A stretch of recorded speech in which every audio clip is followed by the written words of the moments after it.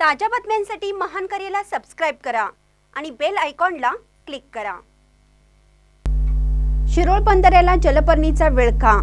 शिरोळ येथील बंधाऱ्याला जलपर्णीचा मोठा विळखा पडला आहे। बंधाऱ्याची पश्चिम बाजू संपूर्ण जलपर्णीमय झाली आहे। सध्या पाहिलं तर पाण्याच्या पातळीत वाढ होतीये। भविष्यात ही पाणलोट क्षेत्रात पडणाऱ्या पावसामुळे आणखीन प्रवाहात वाढ होणार आहे। अशावेळी बंधाऱ्याला जलपर्णीच्या विळख्यामुळे आणि वजनामुळे मोठा धोका निर्माण होऊ शकतो। शिवाय पाण्याची गतीही मंदावते। वाढणारी जलपर्णी ही ढासांच्या पैदासीला कारणीभूत ठरते। हिवताप साथीचाही प्रादुर्भाव होऊ शकतो आणि या जलपर्णीमुळे जलचरांचे आरोग्यही धोक्यात आले आहे।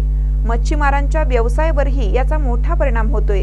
यामुळे शासनाने याची दखल घेऊन जलपर्णी काढून बंधाऱ्याला मोकळा श्वास घेऊ द्यावा अशी मागणी नागरिकातून होत आहे। महानकर न्यूजसाठी महेश पवार, शिरोळ।